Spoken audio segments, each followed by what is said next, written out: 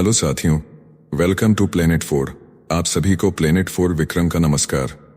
दुनिया को गुमराह करने वाला पाकिस्तान अब बेनकाब हो चुका है। धीरे धीरे परतें खुल रही हैं और ये साफ होता जा रहा है कि लंच की टेबल पर जो मुस्कानें थीं, उनके पीछे खून की होली की प्लानिंग छुपी थी। अमेरिका और पाकिस्तान की मिलीभगत का नतीजा है ईरान पर हुआ घातक हमला, और अब इस्लामी दुनिया में पाकिस्तान पर अविश्वास की आंधी चल पड़ी है। डोनाल्ड ट्रंप और पाक सेनाध्यक्ष असीम मुनीर के बीच हुई लंच मीटिंग एक धोखे की पटकथा थी। ठीक उस मुलाकात के बाद अमेरिका ने ईरान के परमाणु ठिकानों को ब्रह्मास्त्र की तरह तबाह कर दिया, और अब जो खुलासा हो रहा है वो दिल दहला देने वाला है। मुनीर ने ईरान के सेना प्रमुख बघेरी को जो घड़ी गिफ्ट की थी उसमें जीपीएस ट्रैकर छिपा हुआ था। इसी ट्रैकर से लोकेशन मिली और इजराइल ने बघेरी को खत्म कर दिया। यानी पाकिस्तान ने एक बार फिर अमेरिका को छुपकर खुफिया जानकारी दी, जैसा उसने ओसामा बिन लादेन के समय किया था। और अब वही गंदा खेल ईरान के खिलाफ शुरू हो चुका है। क्या अमेरिका को आसमान से बम गिराने की सुविधा पाकिस्तान ने अपने एयर स्पेस के जरिए दी और उसके बदले में हथियार और डॉलर का सौदा तय हो गया। लेकिन दोहरा चेहरा रखने वाला पाकिस्तान जैसे ही मुस्लिम देश इस हमले पर अमेरिका की निंदा करने लगे, वैसे ही गीदड़ की तरह दहाड़ने लगा। अब ईरान के असल में ये ड्रामा केवल इस्लामी दुनिया को चुप कराने का था, ताकि उसकी असलियत उजागर ना हो जाए। अब सवाल ये नहीं है कि पाकिस्तान ने क्या किया, सवाल ये है कि किस हद तक गिर गया। एक तरफ मुस्लिम एकता की बात और दूसरी तरफ अपने ही पड़ोसी मुस्लिम देश को अमेरिका के हाथों नीलाम कर देना, यही पाकिस्तान की औकात है। इस वीडियो में हम उन तमाम संकेतों को उजागर करेंगे जो बताते हैं कि कैसे पाकिस्तान ने अपने कंधे पर अमेरिका की बंदूक रखकर ईरान के सीने पर गोली चलवाई, और अब पर्दे के पीछे से नकाब पहनकर वो शांति और समर्थन का ढोंग कर रहा है। सबसे पहले देखिए, अभी कुछ दिन पहले तक पाकिस्तान डोनाल्ड ट्रंप की वाहवाही में कसीदे पढ़ रहा था। सेना प्रमुख जनरल असीम मुनीर अमेरिका के दौरे पर गए, ट्रंप से मुलाकात की और बड़ी ही श्रद्धा के साथ उन्हें 2026 के नोबेल शांति पुरस्कार के लिए नामांकित करने की सिफारिश कर दी। वजह बताई गई, भारत और पाकिस्तान के बीच तनाव घटाने में ट्रंप की भूमिका। लेकिन जैसे ही ट्रंप के आदेश पर अमेरिका ने ईरान के 3 प्रमुख परमाणु ठिकानों पर बमबारी की, पाकिस्तान की जुबान बदल गई और सुर भी। अब वही पाकिस्तान अमेरिका पर आरोप लगाने लगा है कि यह हमला अंतर्राष्ट्रीय कानून और संयुक्त राष्ट्र चार्टर का उल्लंघन है। ये पलटी सिर्फ चौंकाने वाली नहीं, बल्कि पाकिस्तान की रणनीतिक अस्थिरता को भी उजागर करती है। क्या यह वही देश नहीं है जिसने दशकों तक अमेरिका से आर्थिक सहायता ली, फिर चीन की गोद में बैठा और अब फिर से अमेरिका की चौखट पर लौटने की कोशिश कर रहा है? एक तरफ वह ट्रंप को सम्मान दिलाना चाहता है, दूसरी तरफ उनके ही फैसलों को गैरकानूनी बता रहा है। यह पाकिस्तान की वही पुरानी डिप्लोमेसी है, जहां जमीन, जुबान और जिम्मेदारी तीनों एक साथ बिक जाते हैं।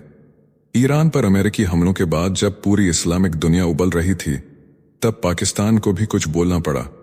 सऊदी अरब, कतर, ओमान, इराक जैसे देशों ने पहले ही इस हमले को संप्रभुता का हनन और मध्य पूर्व की स्थिरता के लिए खतरा बताया था। ऐसे में पाकिस्तान अगर चुप रहता तो मुस्लिम उम्मा में उसकी बची खुची साख भी खाक हो जाती। इसलिए इस्लामाबाद ने बयान तो दिया, लेकिन उसकी टाइमिंग और मंशा दोनों पर शक की गुंजाइश खुली छोड़ दी। पाकिस्तान का नया रोल अब एक मध्यस्थ का दिखाया जा रहा है, जो खुद को ईरान और अमेरिका के बीच शांति का मसीहा साबित करना चाहता है। लेकिन असली सच्चाई मैं आपको आगे बताऊंगा। इधर ओवैसी ने सीधा सवाल उठाया, क्या ट्रंप को नोबेल ईरान पर बम गिराने के लिए दिया जा रहा है? यह सवाल नहीं था, यह पाकिस्तान की उस कूटनीतिक नौटंकी का पर्दाफाश था जो एक दिन ट्रंप की पूजा करती है और अगले दिन उसे युद्ध का गुनहगार बता देती है। ओवैसी ने इसी पलटी पर वार करते हुए सवाल उठाया, क्या पाकिस्तान के जनरल असीम मुनीर ट्रंप के साथ डिनर इसी नोबेल डील के लिए कर रहे थे? ओवैसी यही नहीं रुके, उन्होंने अमेरिकी प्रचार को भी आड़े हाथों लिया। उनका कहना था कि ईरान के पास परमाणु हथियार हैं।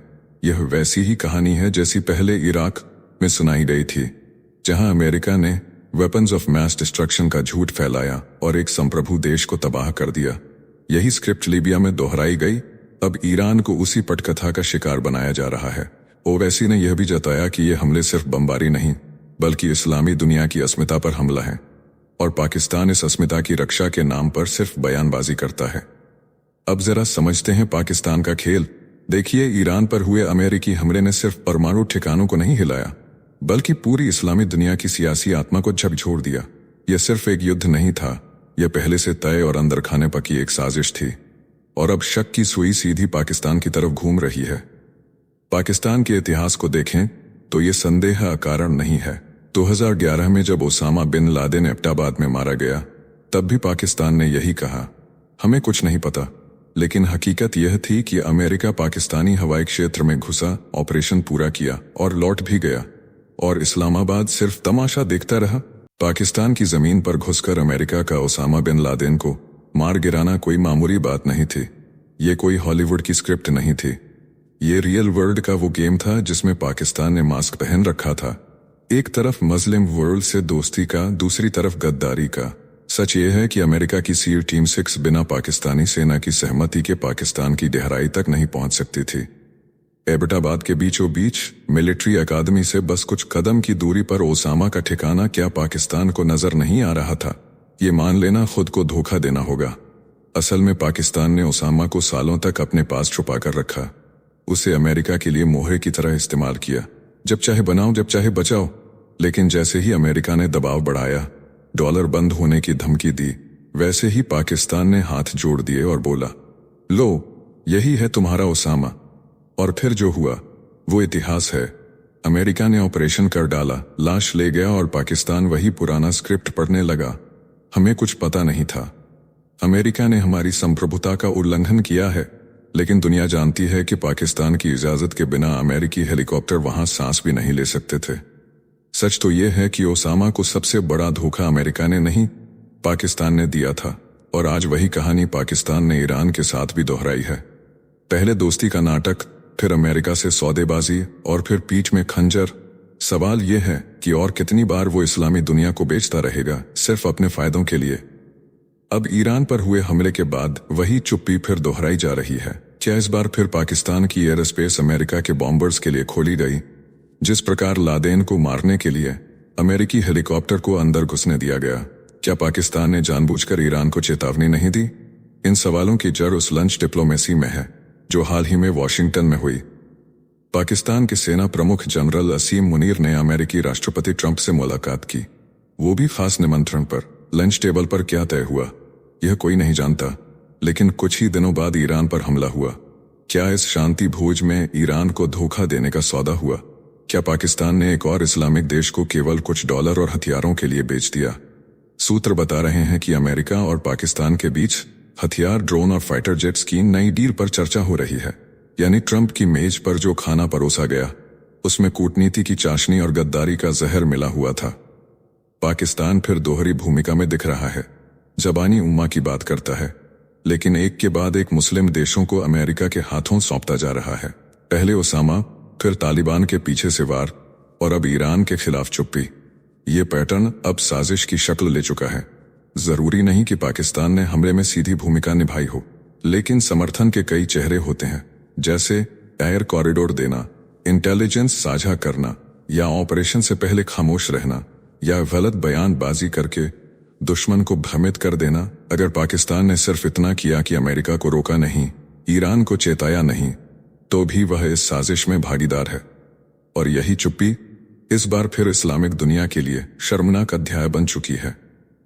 आज जब यूट्यूब पर दुनिया भर के एक्सपर्ट्स एक ही सवाल में उलझे हैं, अमेरिकी बॉम्बर आखिर किस रास्ते से आया, तब एक बात साफ है कि अमेरिका ने अपनी स्ट्राइक की पूरी ट्रेल को मिटा डाला है। कुछ कहते हैं कि बॉम्बर समंदर से आए, कुछ कहते हैं कि इजराइल के अड्डों से उड़े, कुछ ये भी कहते हैं कि 7 अलग अलग डिवर्जन भेजे गए ताकि कोई असली रास्ता पहचान ही न पाए।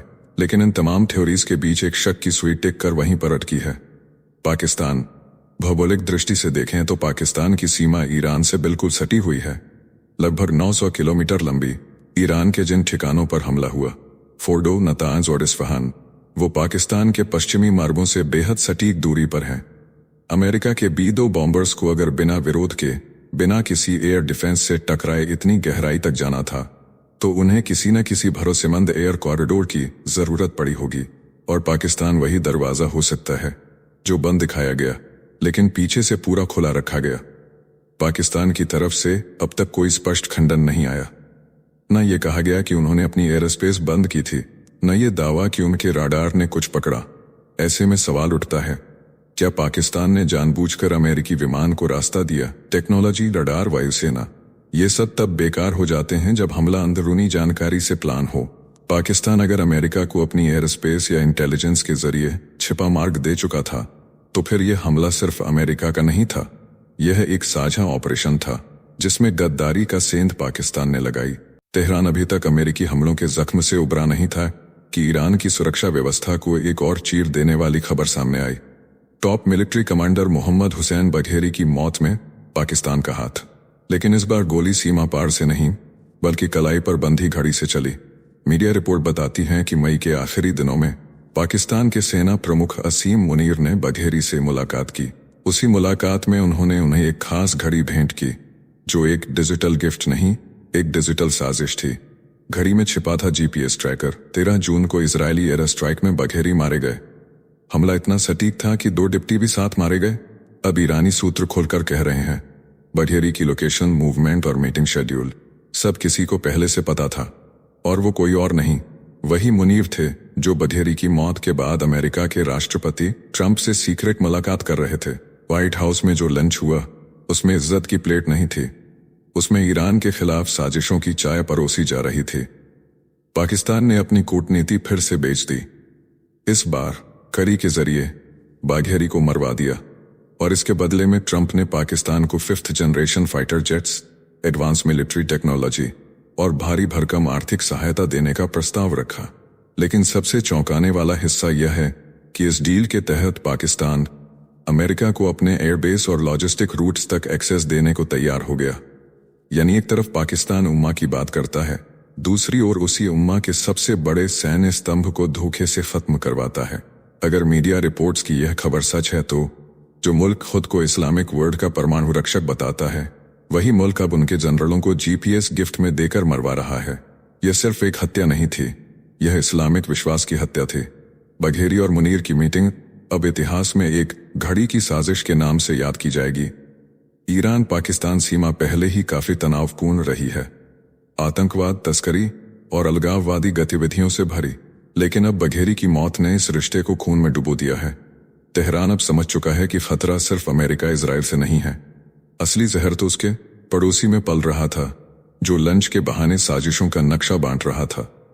इस वीडियो में फिलहाल इतना ही। जल्द मिलते हैं एक और नई अपडेट के साथ। जाने से पहले वीडियो को लाइक करके चैनल को सब्सक्राइब कर लें।